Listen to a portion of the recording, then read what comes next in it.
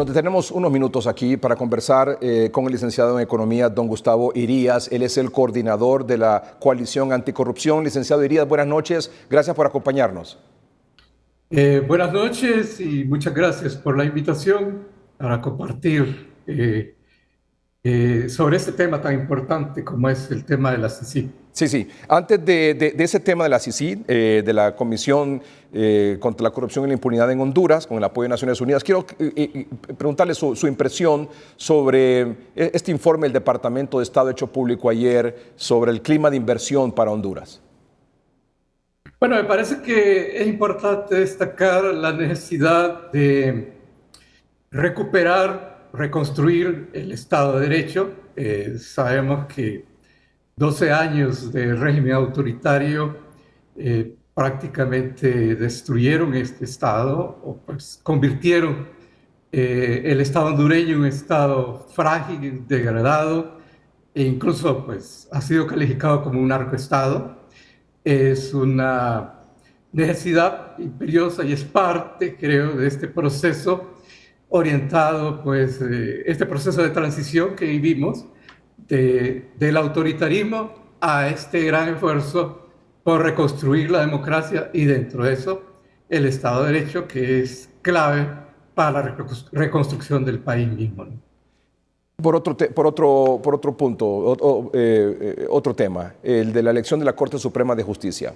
Hoy se inició el proceso ya formalmente con la convocatoria por parte del Congreso Nacional para la instalación de la Junta Nominadora. ¿Qué expectativa le genera a usted este proceso?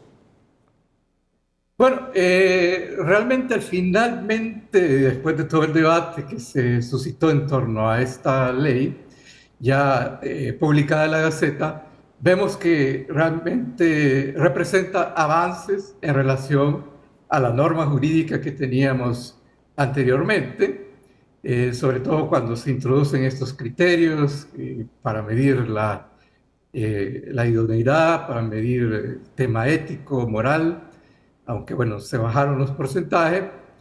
Pero finalmente creo que esto inevitablemente pasa por el trabajo que puede hacer una junta nominadora que tienda a superar esta cultura tradicional que aún tenemos de opacidad, de falta de transparencia, por supuesto.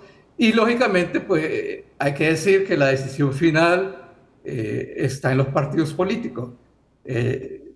Ahora, es importante destacar desde sociedad civil de que esta ley abre espacios que nunca antes habían existido en términos de publicidad, en términos de transparencia y de la posibilidad de hacer una veeduría más orientada y con posibilidades de influir en el proceso. Hay que mencionar de que esto ha generado mucho interés de instancias internacionales que harán veeduría y de diversos colectivos de sociedad civil que también se involucrarán en este proceso, ¿no?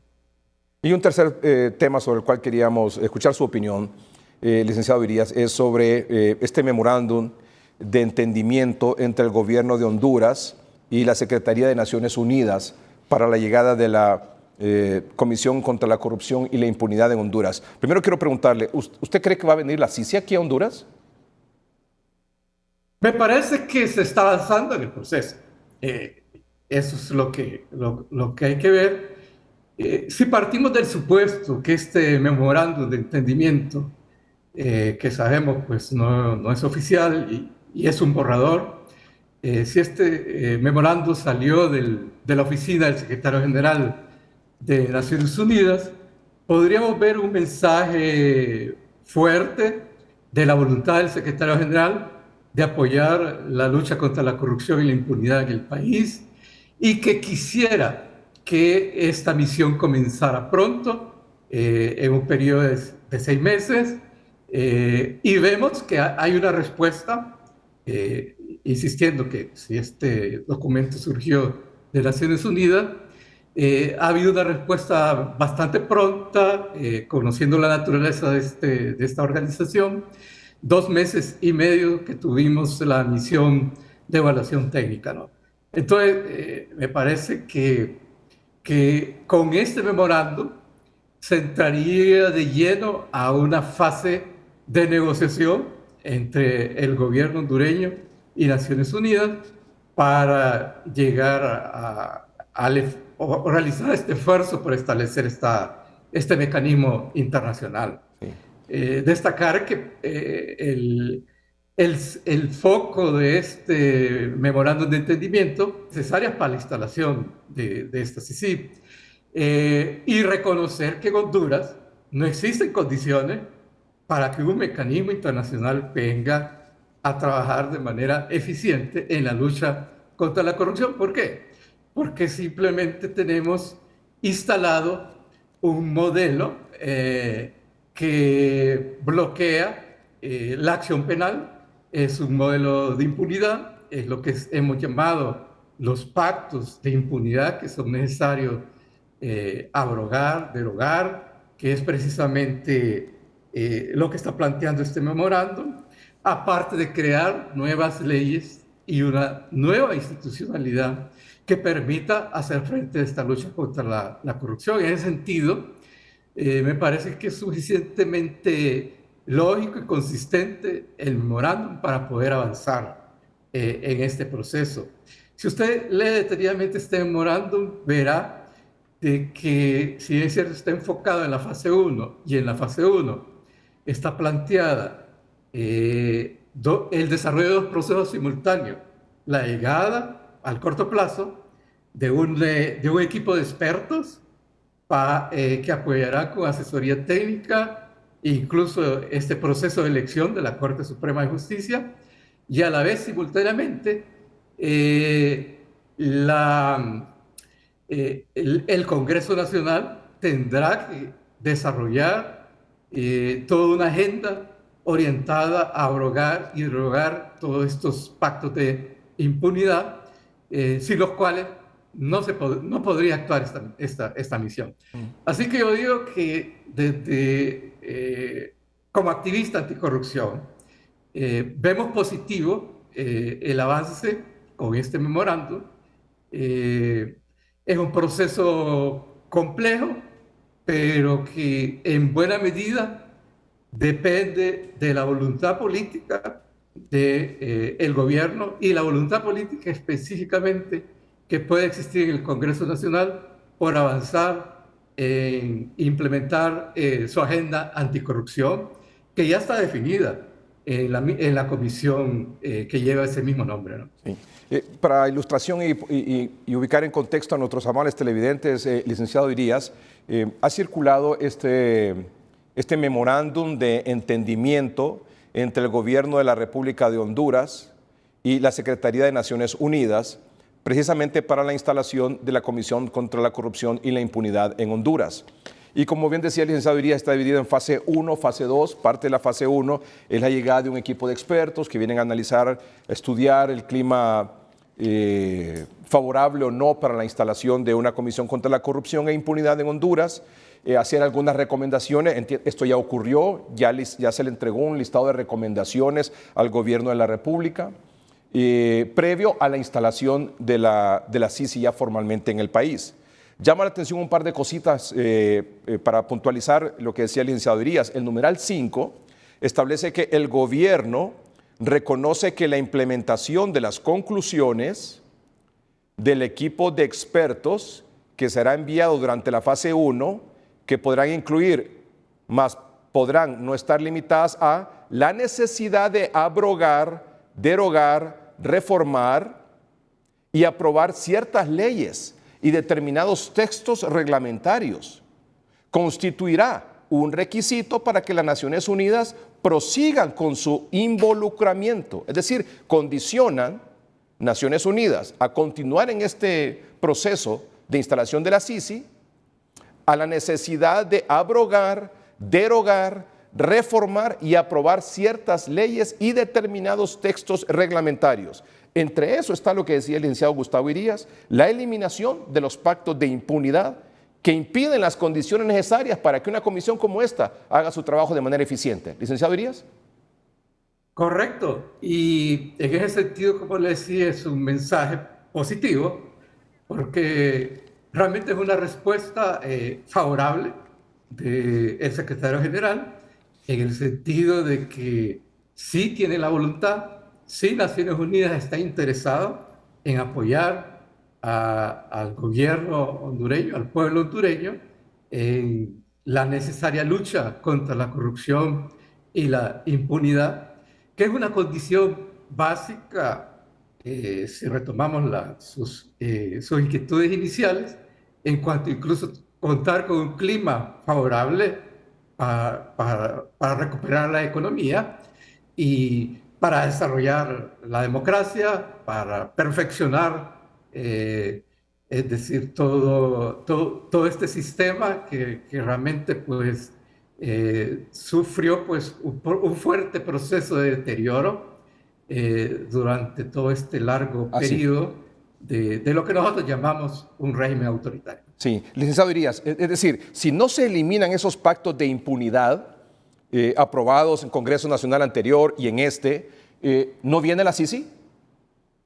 Pues no, es decir, es una condición y si usted ve el memorándum mencionan específicamente, se menciona este terrible pacto de impunidad que es el decreto 116-2019, que alguna gente le dice simplemente los fondos departamentales, pero realmente esto evolucionó a una ley especial para la gestión, asignación, ejecución, liquidación y rendición de cuentas de fondos públicos, donde beneficia a todos los funcionarios, exfuncionarios públicos, a nivel de la administración centralizada, descentralizada, fundaciones, ONG, incluso si usted y mi persona hubiéramos manejado fondos públicos, estaríamos protegidos por este marco y este marco pues impide la acción penal, difiere los casos al Tribunal Superior de Cuentas.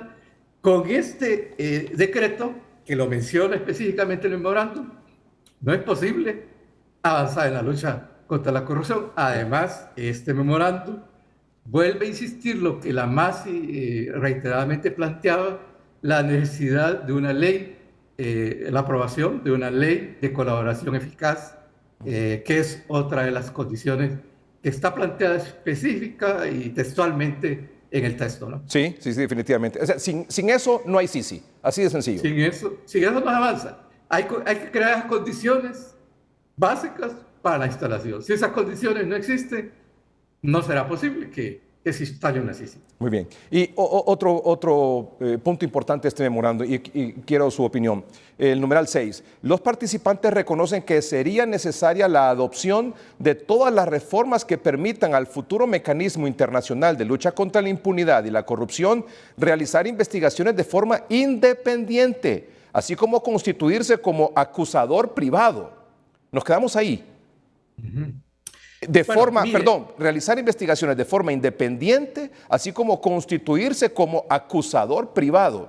Es decir, una especie de otra fiscalía, es decir, que puede investigar y que al mismo tiempo puede acusar. ¿Está de acuerdo usted con eso, licenciado Irías? Bueno, mire, mi interpretación es que este enunciado que usted ha leído nos plantea una superación del mandato que tuvo la MASI. Es decir, la MASI logró investigar, pero ya en el desarrollo de los juicios no pudo participar directamente, en todo caso era un asesor de la Fiscalía, del Ministerio Público.